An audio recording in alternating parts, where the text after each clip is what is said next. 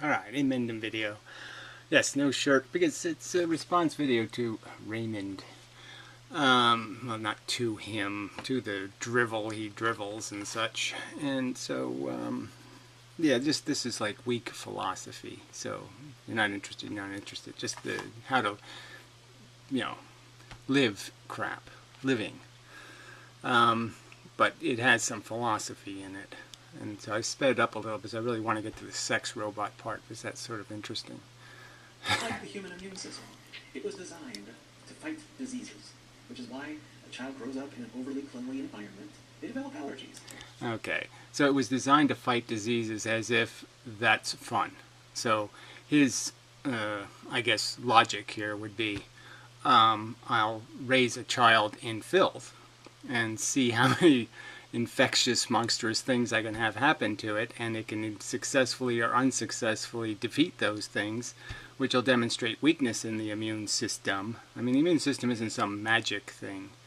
It itself is an evolving creature, and it will sometimes succeed and fail. And failure means eradication. So yes, you would take that chance with your little baby. You'd say, what the hell? Yeah. A spoonful of dirt helps the baby live longer? Yeah, probably not. Bad theory. Because our immune system freaks out in the absence of diseases that it was evolved to constantly fight. No, that's the problem with life. Life is constantly trying to kill you. Okay, the world, the environment. There's things out there that have big teeth just for that purpose, and we've eradicated some of that stuff. We don't have to worry about saber-toothed lions anymore, and we don't have to worry about getting sat on by a mammoth or whatever. But there's lots of little beasties, little bugs that we haven't defeated yet. We got rid of the smallpox, and we get rid of the Oochie-doochie fever and the whatnot. But there's all kinds of shit still out there trying to kill us. And that's just the truth. Okay? It's not like it can kill you now or it can kill you later. And that's really the story to be told, right? It can kill you now or kill you later. And some things are better at killing you later, and some things are better at killing you now. Some things kill you better when you're young, and some things kill you better when you're old. Like chickenpox or something. But it's bad. And so the rational thought, well, I'll put that off as long as possible. Maybe till after I'm dead. Maybe I'll wait till I'm dead to get smallpox. That would sort of be my strategy. Yes, put it off. Human social interaction. The real life shit is messy. Now, you can get on Twitter, and you can say clever things, and then you can count your retweets and your favorites. You know, you have a nice rational... Yeah, whatever. So this is something he does anyway, right? So he's the guy who talks about his Twitter. So I don't really understand his logic in pointing out the fakeness of those kind of interactions. See, he's doing some kind of argument like real life is real, and internet life is fake, or superficial, or, less real, which is crap anyway, unless real just means what real means to Ray is, did I get to squeeze some titties? And that's an experience, and somehow that's an experience that somehow, doesn't torment him, in the sense that maybe if he actually slept with a good, decent woman, then he'd have a memory of a relationship that wasn't garbage, and then he'd actually feel the pain of maybe loss or something like that. Maybe if he had a real experience that was actually good instead of the crappy ones he manufactures out of his sloppiness, then he'd actually have the problem of saying, I'll never be able to do that again. I'll never achieve, it's like a perfectionist, and you achieve perfection for one day, and then the rest of your life, you're just sitting there saying, it's always going to be second or third or fourth. I'm never going to get that gold medal again. And that's a kind of a depressing circumstance. Like a virgin thing. You just never really can go back. Unguided metric for how accepted you are. Go on Facebook. Ooh, I'm getting... Alright, this isn't loud enough probably. There's always something with these video producers. Thumbs up. Yay. I can plot that on my graph. Fantastic. In real life, you never know how much somebody likes or dislikes you. Not really. You never know how much they value you. Not really. You always have. Yeah, well, on any of those medias, you also don't know why somebody's interested you, and that it's sort of going to get to that point because this guy is he's such a used car salesman. I mean, in in my opinion, he's just such a player, and you can just he's talking as if there's something genuine or decent in his ambitions. And his ambitions are trivial and superficial, and I got it kind of bullshit. You know, he's keeping score. I'm sure he's putting little notches in his his dick strap.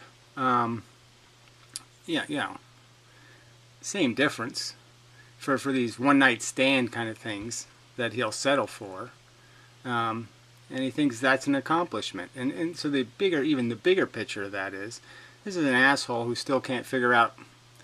Every time he goes for a snack, it's always, I'm going to put my chicken nuggets in the oven, or he still can't even figure out the elegance, to live an elegant life, a decent life, a superior life. That you have to minimize your sloppiness, the amount of poo you throw in somebody else's yard. And he still can't even get that fucking thing right. Like, first, do no harm. He can't even figure out to get that one right first. And then worry about, being a millennium man, being the man of the centuries. An idea, it's always changing, it's messy. It's messy. And you don't know where it will go. Right, and just as you stated, we're sort of designed to clean up messes. We're sort of designed to find problems in the environment and squish them and push them out of the way and, mold the environment. We're kind of made to make golf courses out of reality, is to pretty it up, clean it up. Make it more functional. Get the sticks and the stones in the right damn place and all that kind of shit. We're sort of made to do that, Ray. We're not made to just say, oh, it's a fucking pigsty, I'm just going to settle for that. Even though I settle for it myself, but I mean, I find it quite uncomfortable to live in chaos. And but it just takes time to clean it up, and once you made a mess, some messes are just too big to clean up in a day. And so you have to schedule time for that. It has to somehow be important. And that one's not important. Might go nowhere, might go somewhere. Changing, evolving. And you don't have a chart or a spreadsheet to plot out every data point. Right, and so he's making rationalizations and excuses for not accomplishing. So he's a guy who basically, he lost it at the big one in his life, the spelling bee, I think. That was like the first thing that turned him into I'll settle for second place or fifth place. Something like that. But his psychology is just bent into I'll settle for far less than I should of myself. So he's opposing no standards, personal standards in terms of accomplishment. So he'll make rationalizations and excuses for not making the rational investments in his own, say he's smart, yet he's not smart in any useful or commercially valuable way. And so maybe you ought to learn how to be a programmer, or maybe you ought to take 3 years off and actually learn how to do something valuable, instead of just being somebody who can wash dishes and make YouTube videos. But there's something to it, because it's never evolving story. It's life itself. That's just silly jargon, right? Yeah, that's just, you can live a well-lived life, okay? I mean, Ray, if that's what you're after, right? That's sort of what you're implying, that I'm going to do this life-living thing correctly. You're kind of pointing out what's incorrect, which is don't obsess about details and don't obsess about building mountains of bullshit. But you can figure out that there are mountains that aren't bullshit. And if you want to have something decent written on your tombstone besides, well, you could tell a joke, a story. You had lots of stories. Who cares? That's not living your life. That's not fulfilling any potential kind of thing. So I'm just saying, you're saying I have the potential to be something valuable to sentient life on planet Earth, to be a constructive and productive contributor, to help build the steel cables on bridges or do something productive. And you're just settling for being some guy who can't do that, who's going to just live a life as just a cog, just a thing getting It just rotates because everything else tells it to. You're not playing life. You're letting life play you. Yeah, that's the truth of it. And I should also point out the well-known fact that people who kill on Facebook are generally more depressed than people who don't. People who need other people are going to be people who are going to be more depressed, I suppose. Because, yes, if you rely on people, you're going to be disappointed, because most people only value you for some use purpose. Most relationships we have with other people are ones based on some sort of practical use, unfortunately. And it's hard for us to be any more genuine than that. That's part of this mess you're talking about, is the mess of selfish praying mantises somehow doing the community thing or the friend thing. And it's just not going to happen. You know, it's going to happen based on utility, unfortunately. Mostly. Sadly. And because people don't get on Facebook, they're going out interacting with the world organically, taking risks. Yes, well, whatever. The organic world is even dirtier than the online world in some respects. I mean, at least you have certain expectations that people can push the right buttons on their cell phone or manage to get their computer to work. So at least there's some level of competence. Yeah, you can have some expectations, at least with the online people, where regular people, clueless as fuck. You know, you could drop a list of names and they won't be able to pronounce them. They won't know who the hell they are. So, realistically, if I had to choose, if I was told you can only live in a world full of one kind of people or the other kind of people, I guess I'd say I'd rather have the online people than the real world people, the people who don't interact in this manner. Having awkward moments and also having really nice moments and exciting moments. Having some unpredictability. Yeah, that's right. Like the internet isn't unpredictable. Like every relationship with every human you ever have a relationship with ever, whether it's online or offline, isn't unpredictable. Of course they're unpredictable. And they also run the same course of, you run into this utility problem. You find somebody who's, hey, you get it, you get this, you get that, you get that. And then you find out, yeah, well, we agree on everything, and, you know, see you in a year or two. You know, I mean, it ends the utility. You know, because your function really is to fight the bad microbes. That's really the mission. Because we were evolved for a certain level of unpredictability in the environment and in our social interactions. Again, another pointless kind of statement. We evolved in a world trying to kill us. And somehow you're just saying we should experience more opportunities to be killed because being killed is fun. There's nothing about our evolution that has made us like risk-taking. That's not evolution, that's culture. Okay, evolution is exactly the opposite because it's kind of logical. And it minimizes. Your real effort is to notice things that can be bad and say, is it really worth it? Do I have to go out where the Tyrannosauruses are to go get an apple? Or can I eat one of these crapples?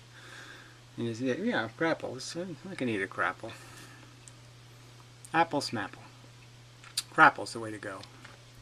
Here we live in a first world country, had a totally predictable environment. And now we have... Well, again, I don't know what first world country you're living in, but yeah, fuck that.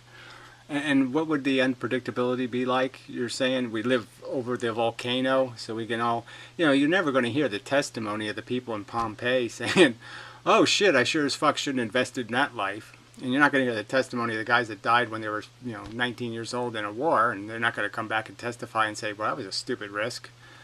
So, I mean, all the dead risk takers aren't around to give people any commentary about, it really wasn't worth it, trust me. Bungee jumping and getting your brain smashed, yeah, it was stupid as fuck. Just plain fucking stupid. It's online where we have totally predictable social interactions.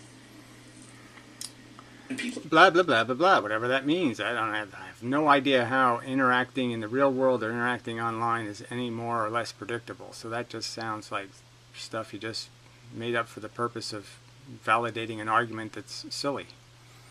We're miserable as shit. Kind of like a fish would be miserable if you took them out of water and put them on dry land. So now he's comparing to something quite extreme. And no, I don't think there's any problems whatsoever. So his underlying argument is somehow this, living a structured, rationally progressive life is idiotic. But it's no more idiotic. It's all idiotic in the sense that, unfortunately, you just can't keep building stairs and keep stepping higher and higher. You go up the peak and then you fall off the other side of the mountain, you die. You get sick and die. You rot and die. You get disabled and die. You do something and die. So the downside, all right, and so all we're really talking about is, should you structure the way up and then try to structure your fall by just recognizing the fact that these are things that are going to happen. And yes, it's a little better if I don't go tumbling down the mountain feeling my arms getting broken and my legs getting broken and all, going through all that pain and suffering when I'm just going to end up at the bottom anyway. Why don't I just build a slide and just slide down there? And you can do the same thing going up. You can say, what's the mission here? And as I would describe it, the only logical mission you can find is to first do no harm and then try to be of use in mitigating against people making mistakes and getting into trouble. And here you are advocating for exactly the opposite. Telling the reckless that recklessness is the way to go. Telling the undirected that they can just hope themselves to be, I hope I'm going to be Bill Gates. I hope I'm going to be Michael Jordan. That ain't going to work. You're just selling bullshit. I can do it sloppy and it'll come out perfect. I can just pick up a paintbrush and start slopping paint around and now I'm all of a sudden going to be brilliant. No. It's not going to happen. Pick up the violin, I can just, I'm playing it. No, not going to happen. You stupid. You're really stupid. Your life doesn't work, Ray. I mean, this idea, see, he just keeps justifying it by saying, I'm happy. I'm happy, I'm happy, I'm happy.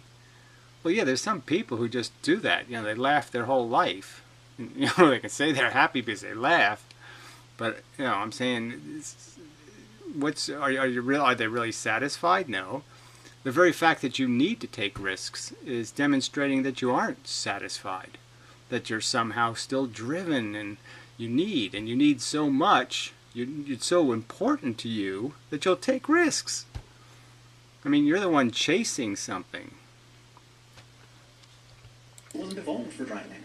We're not evolved for a safe, cut and dried environment where there's no risk of anything ever.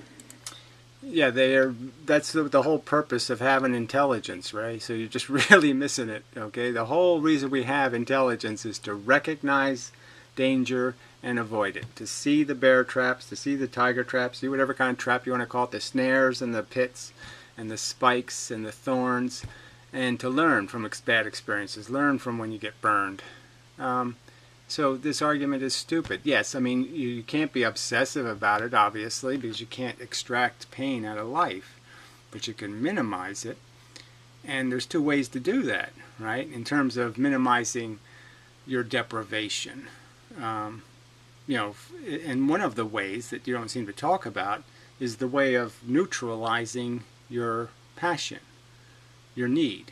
So your need to be this, or your need to be an accomplishment. So you've done some of that, in the sense that you're not saying, I'm not here to, just have a Lamborghini in my driveway and a picket fence and all that bullshit. So that's good. You don't fall into those traps. But you still apparently don't need anything in the sense that you've reduced that need quotient to just these basic visceral things, that are just as trivial, by nature's programming. I mean, because they're native programming, that is sex and food, we think they're somehow more legitimate when it's the same thing. Getting off is getting off, so to speak. Natural or unnatural. It's amazing. It's amazing to me how people constantly harp on about things being risky. Like, oh my God, it's unsafe. I don't want to do that. Something bad can happen. It's your Right, a fundamentally logical concept, and he's mocking it overtly.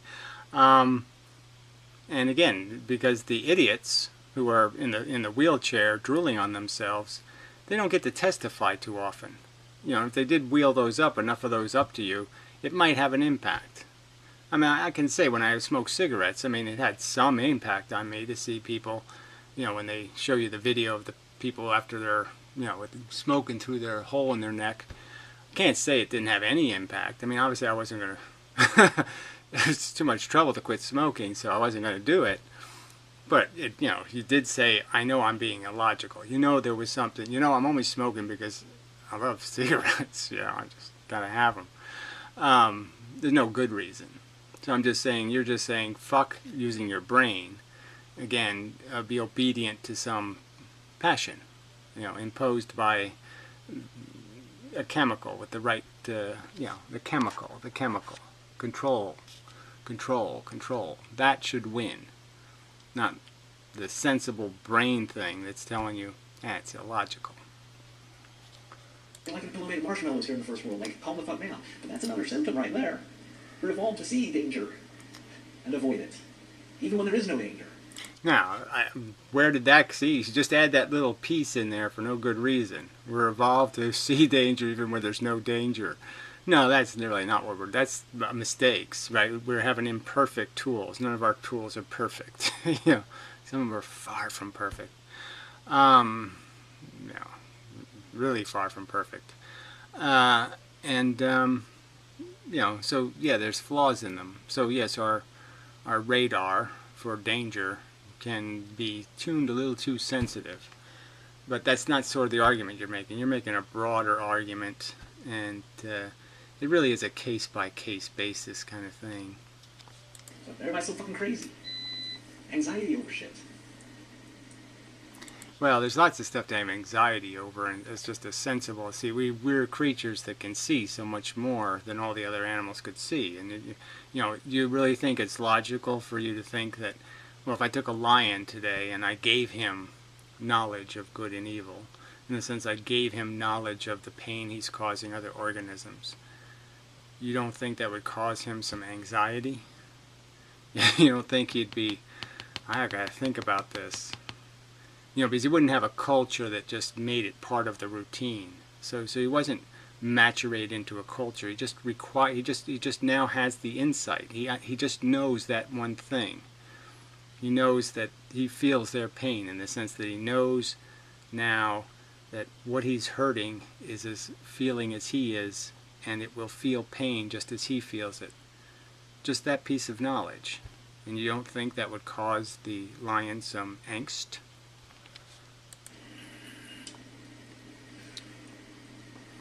I mean, I know for a fact that most stuff is not nearly as deadly as people say it is. I know that because I'm still alive.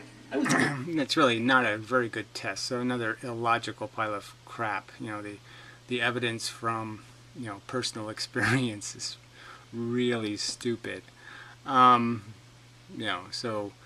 yes, I'd say people have an exaggerated idea of some kind of threat, like drugs or something. They'll be like, oh, the number of heroin overdoses is multiplied 10 times. Yeah, well, it was 4, and then it went up to 40, It's not exactly killing everybody.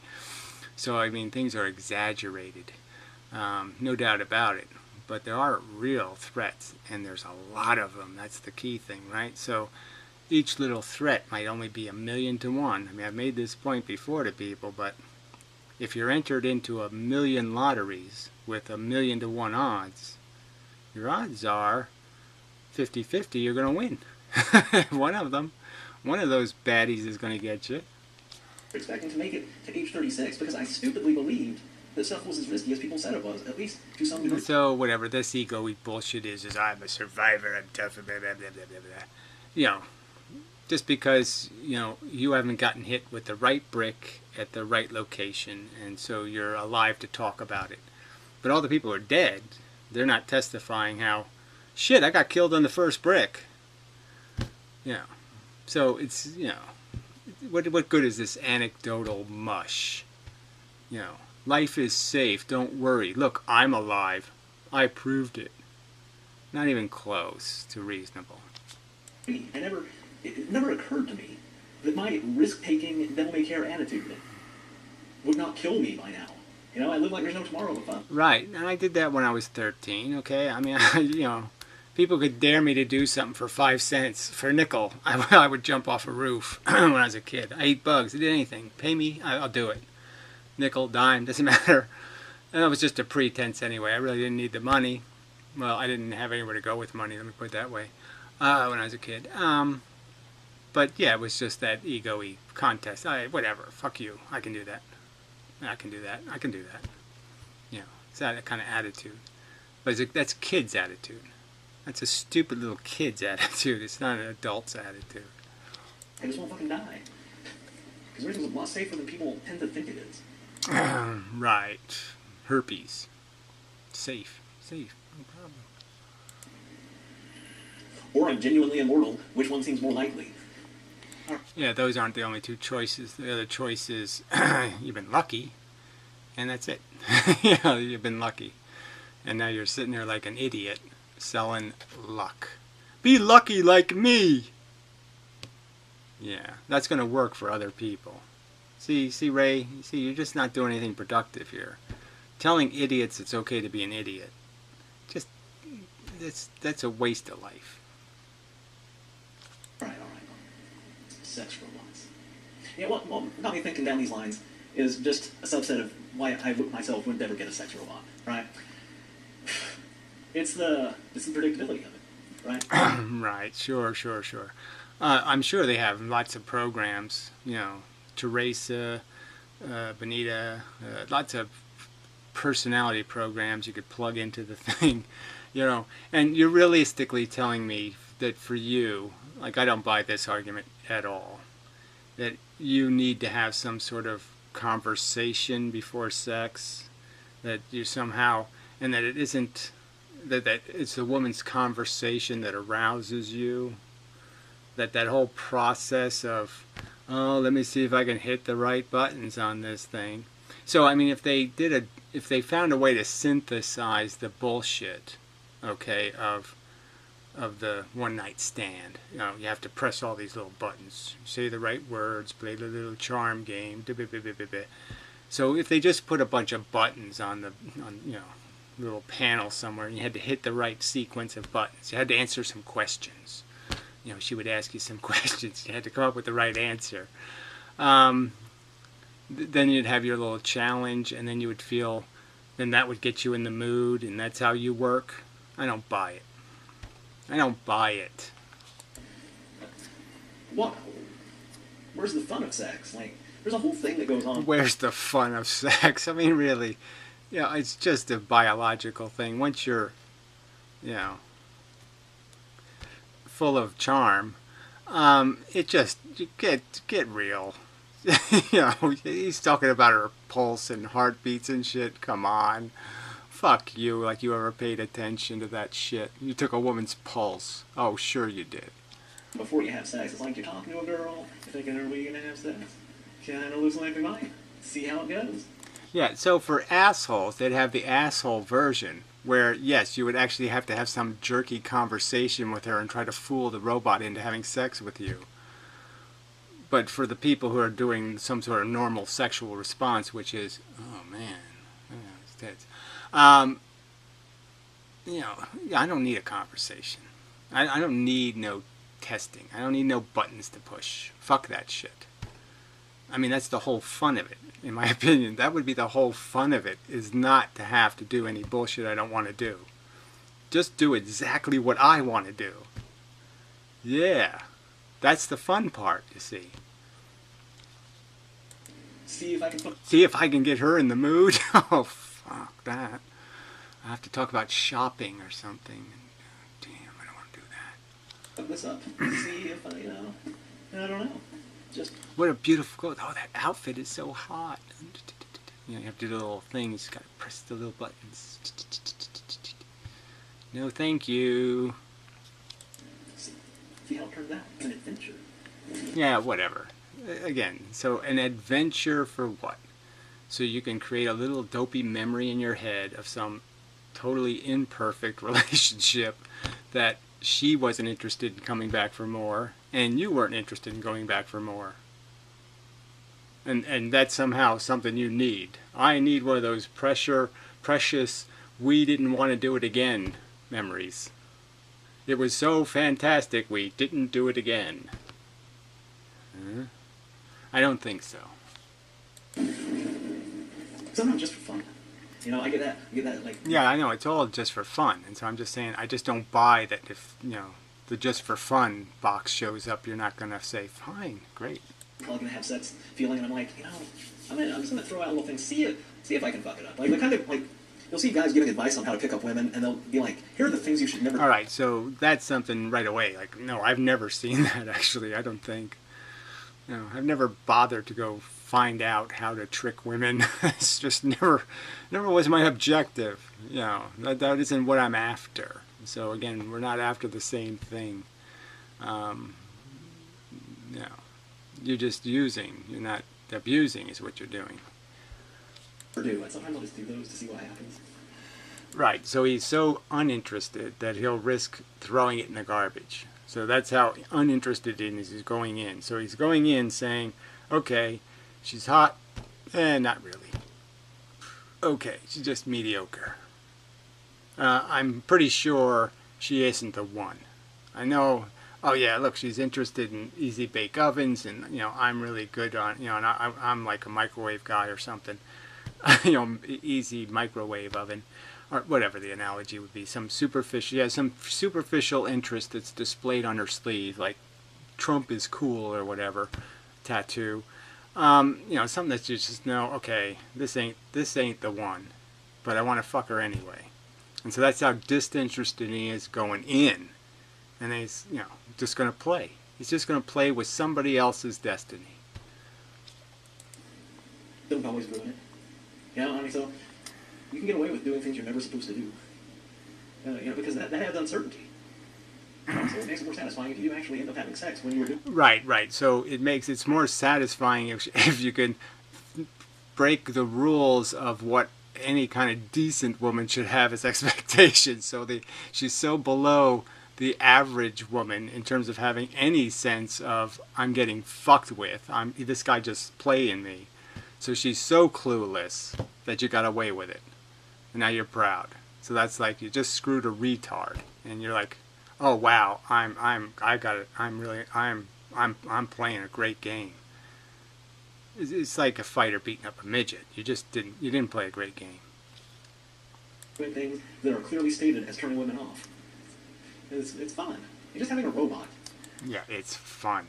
Again, sorry. I mean, I don't want to do like some normal guy thing. Maybe I'm completely unnormal. But I don't, there's no fun at all in doing that whole, I gotta translate Martian into Venetian. So I gotta say everything completely upside down and bent crookedy. Who wants to do all that shit? Not for me. Like a sex robot? Like, that's just sophisticated masturbation. I mean, I guess... Yeah, so are your one-night stands. What do you think that is? You're just using somebody else as your hand. I mean, that's all you're doing. It's the same thing. You're just jerking off in a woman. Because you don't have any ambition in it meaning anything beyond that. You think you're going to leave her, I'll leave her with some special memory of Cool Ray. Yeah, I don't think so. I guess that's okay or whatever. I'm not a sophisticated guy, though. Well, I guess you're pointing that out. Yeah, it's like you have some airs of some guy who's sophisticated and is kind of, like you are used car salesmen usually wear a decent suit. So you're, some pretenses of what's being something other than an ignorant turd is. But yeah, so you have the vocabulary, you just don't have the processor to use the vocabulary or to have the words actually mean anything.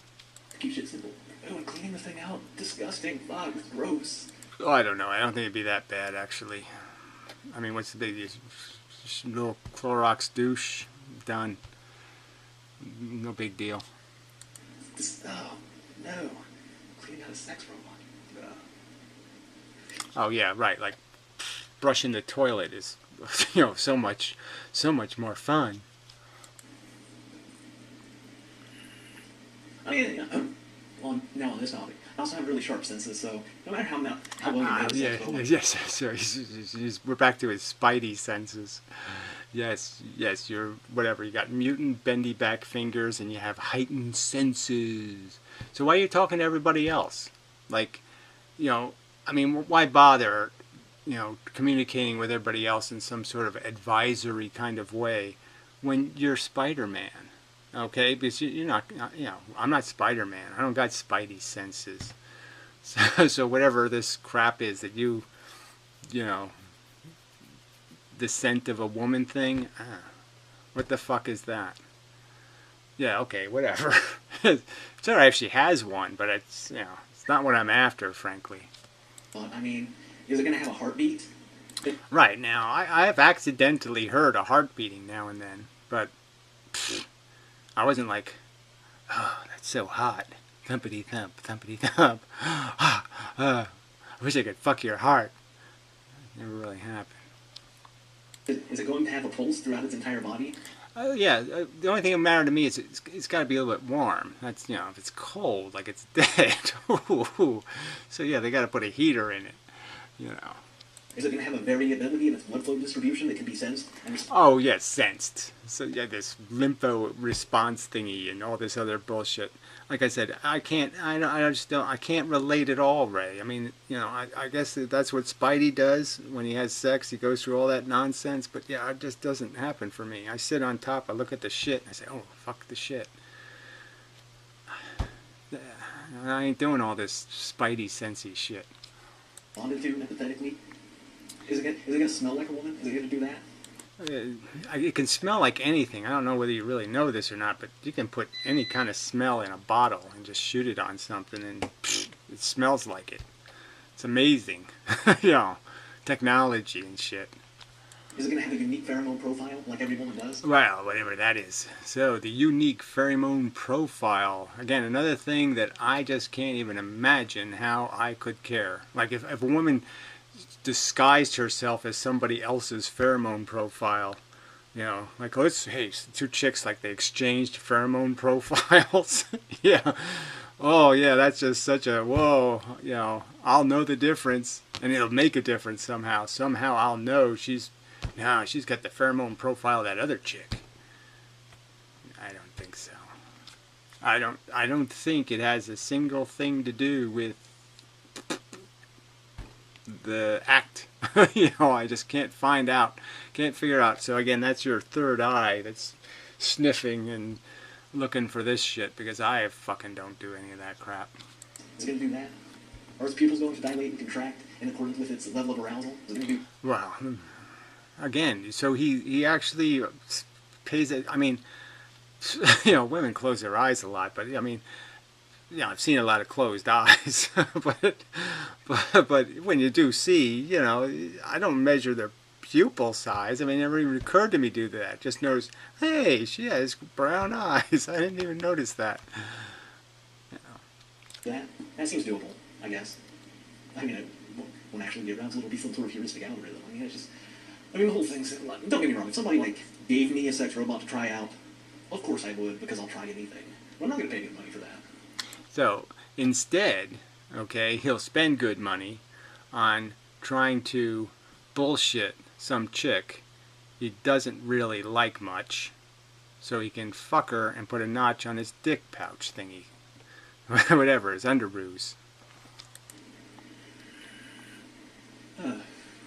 So he can have an adventure and a memory. He'll have a story. Yes, well this is, this is another chick that I, wiped my dick on. And this is the story of me just, I used her. Fun for the night. I mean, what is even the point? That's like a prostitute. I never saw the point of paying for a prostitute. Where's the adventure in that? Well, the disease thing for one. But, they do, you gotta figure they gotta know shit, right? They've been around the junk a bit, and so they might know some tricks you weren't aware of, and they might, surprise you with something. But, Yeah, I mean, I just couldn't do the prostitute thing just because it's, I just don't like the insincerity. you know, I just, you know, I need to be special. I do. Like, where's the story? Show me the story. Oh, right. Like if prostit if you, it was disease free, if there was really no risk of disease, you're telling me you wouldn't have prostitution wouldn't be a great way for men to acquire stories? Fuck you. That's stupid. Back to the feminist. But I wouldn't do it. I'm just saying. I mean, I can't say I wouldn't do it. Don't get me wrong. Everybody has their lonely moments and whatnot. The little moments of desperation, and anything can happen in those moments when you're at your most tense, let's say. And so certainly, but I can't say that there's anything accomplished in living life that way. That's all I would argue. That where you're going to be after the fact isn't going to be a better place than you were before the act. That's my argument. It's not constructive. It's kind of destructive behavior, both for you and for the woman you're exploiting. That's the thing. I mean, pointing out feminist hypocrisy, that's sort of like pointing out a dog licking its balls, And not really interesting. It's like, yes, that's what dogs do. Although feminist hypocrisy is one of the reasons that I say that male feminists tend to either, usually be giant misogynist rapists trying to disguise the fact that that's what they are, or just absolutely weak-willed, pathetic bitches trying to get sex. Okay, I was preheating the oven this entire time. I'll be right back. Yeah, whatever. So yeah, let's go get his chicken nuggets. So it's probably enough. I didn't watch the rest of this. Well, I'll watch it. It's probably too hot now. My oven doesn't really work that well.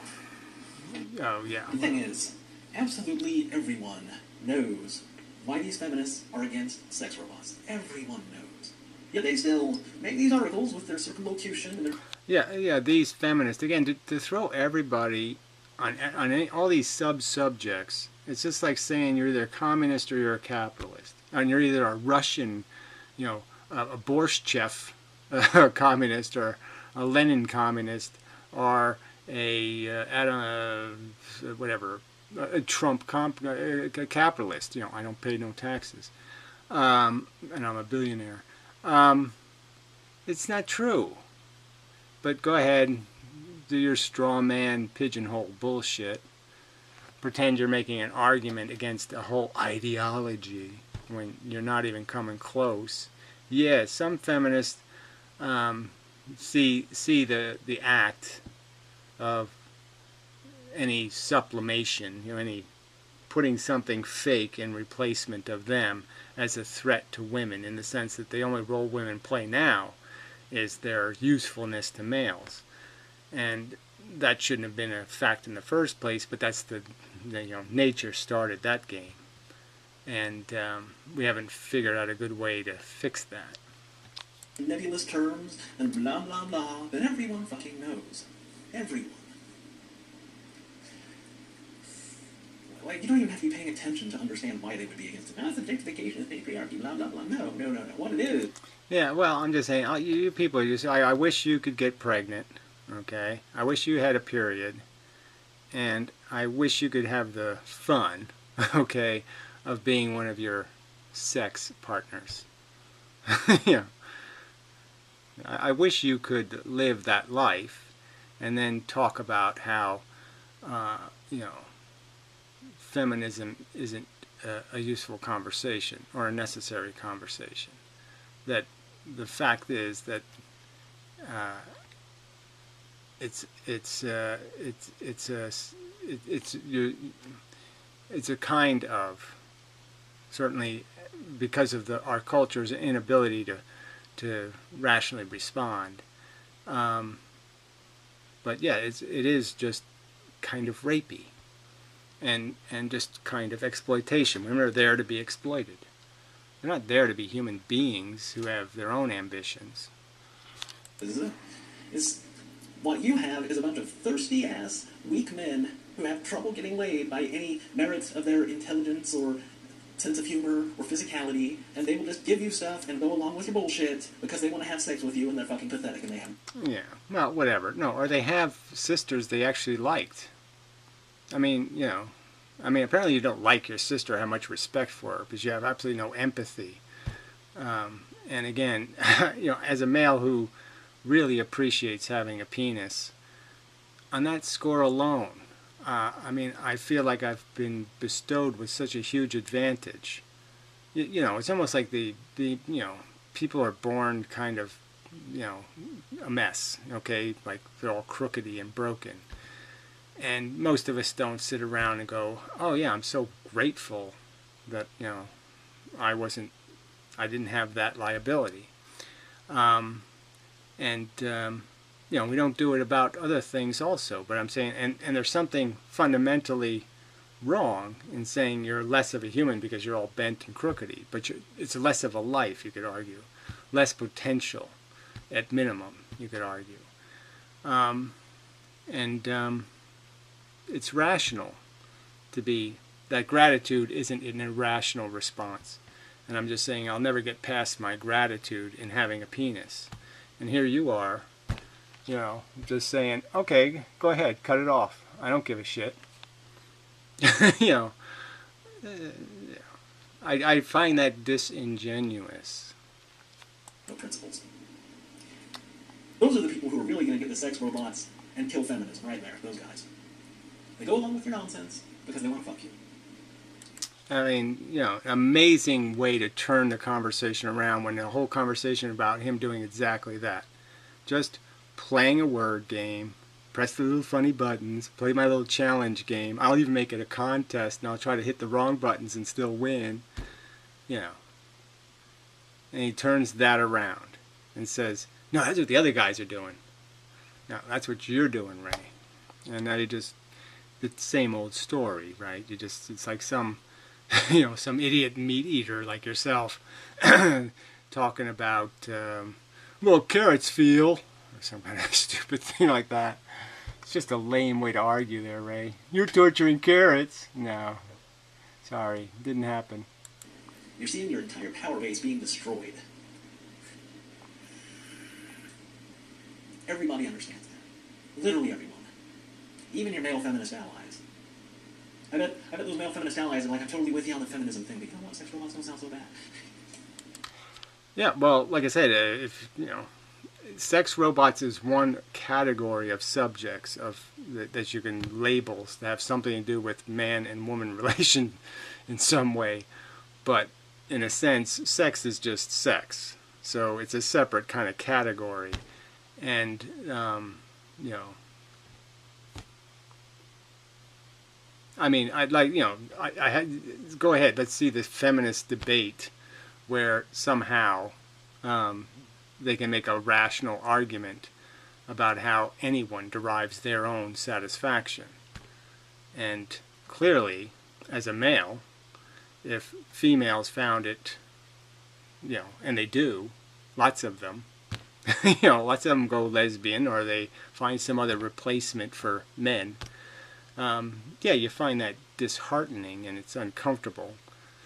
But why would I deny a woman the right to find something other than myself valuable to their gratification? You know, they're allowed to do that. The primary hypocrisy of feminism, the one that like really stands out glaringly to anyone, is the whole... Well, the way you're framing it, right? Like I said, you're just turning feminism, which is this broad subject about the difficulties of how humans have maturated into our role-playing as men and women, and converting that subject into all these other sub-subjects as if there's a context that somehow makes these two subjects relevant. They're really not relevant subjects. We are about equality, sexism is bad, and here we are going to discriminate on the basis of sex. Sexism is bad, we're going to discriminate on the basis of sex. Those two things cannot logically cope. Yes, no, it's the only way you can correct something that's incorrect is with a correction. So that's right. So you're basically just saying you can't ever fix anything because fixing something requires you to recognize that it's broken. You know, so another, you know, just if you applied your logic here to everything else in the world, then nothing would ever be fixed. Because fixing looks like breaking. Fixing is manipulating and changing, and that's what breaking did to something in the first place. You know, it's just stupid. No, of course, change is good when you're fixing. Change is bad when you're breaking. There, that's the simple way to separate the two kinds of things. Change isn't the thing that's the bad thing. It's what the fact that something needs to be changed is the only fact to keep focused on. Exist in a functional mind. So if somebody goes and says that, puts forth this feminism, and somebody agrees with it, then the person who's doing the agreeing is the bitch of the person making the statement. If somebody says some stuff that is inherently logically contradictory, and then... Yeah, well, your video is full of that. Contradictions and complete, you know, just idiotic notions of pointing your finger at somebody else when you're a bigger perpetrator of the same crime. The person goes along with that because they want their approval, or they, in this case, they want to fuck them, then that person has submitted. The person saying the nonsense is dominant, the person accepting the nonsense is a submissive bitch. Male feminist allies. Right there. And again, what would that have to do with anything, you know, in the sense you can say everybody's trying to play the game. So what's the loner male, whatever. I mean, obviously you can make a lot of these cheap diagrams of your little bearded club of, you know, Arkansas males who want to go their own way, you know, because women's is too tough.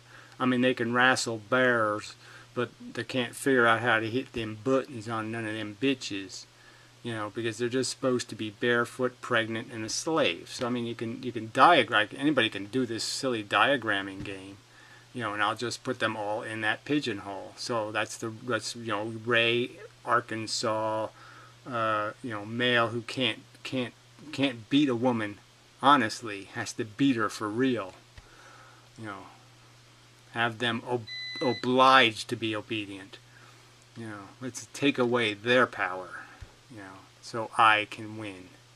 Let's make them little short midgets. When I say feminist allies, well, I mean, they're either horrible misogynist rapists trying to cover up for the fact that that's what they are, or... Well, I should point to a few of those, okay? Because, you know, frankly, I don't think you have a piece, even as tiny a shred of evidence that there's more rapists identifying as feminists than there are rapists identifying as MGTOW. I don't think you have any hope of proving that one in court. They're just weak, pathetic men who are willing, they have no principles, so they'll just repeat that nonsense to people what they want to hear to get what they want. Sex, approval, whatever.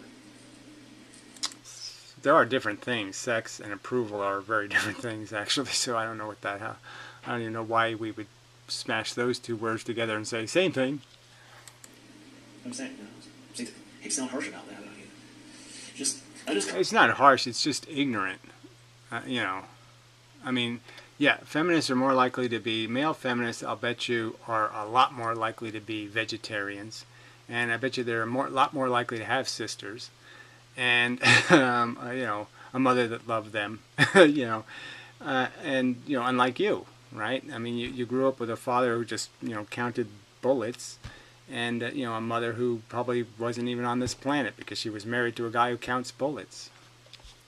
Calls him like I sees him, man. Calls him like I sees him. Yeah, well, I'll call you like I see him. I mean, this is just shit talk, you know, because you're desperate. You got no rational argument, so you'll accuse people who are empathetic to the circumstance that women are in, which is very difficult, you know, in terms of investing in your life, in yourself, because you have less guarantees of a fair fight.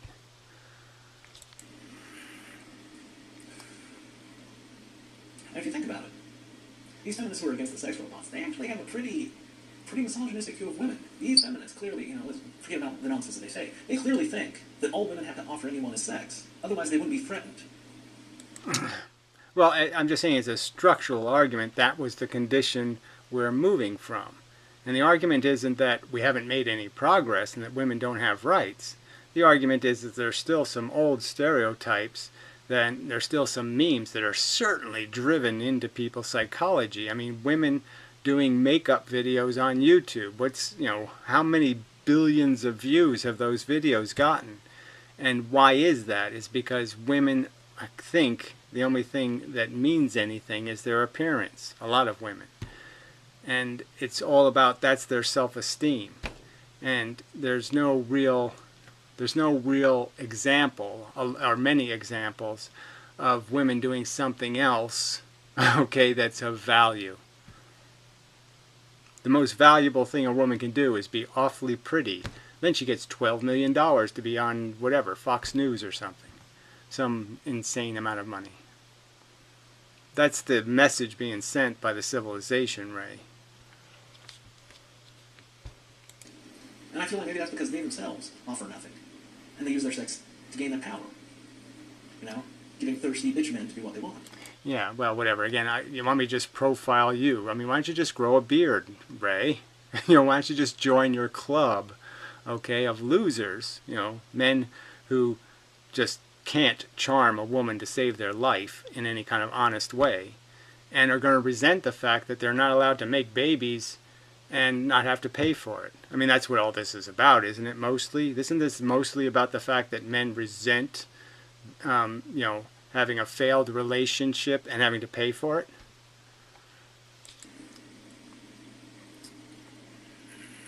I don't think any woman who actually was a productive member of society and interpersonally not a total bitch wouldn't be threatened by a sex robot at all. They'd have no problem with sex robots. Because a woman who was... Well, whatever. I mean, Ray, the problem people have with them is just psychological. Like I say, if all women stopped liking whatever white boys, okay, or something like that, you'd feel threatened. So, I mean, you'd feel threatened if your opportunities are going to be denied you because, yeah, all women are now demanding that the man be one of the, one of the muscle guys. If that became the norm, then you're outside the norm. And your chances get weaker and thinner. Worthwhile and had a pleasant personality could compete with a sex robot. But you, my dear feminist, cannot. Well, yeah, because logically it doesn't work that way for 99.99% of men. 99.99% of men aren't fucking personalities. And you know that, and I know that. And so this is an idiotic argument. I mean, why don't you just put yourself in what this is like the truthers talking about the bomb on the airplane in 9/11 or something. You're an idiot. Sex robot. Well, maybe it doesn't have the pleasant, lovely characteristics of a real womanly personality, but it at least doesn't have your horrible, bitchy personality characteristics. So on an echelon of things that men would desire, there are lovely, wonderful women, sex robots.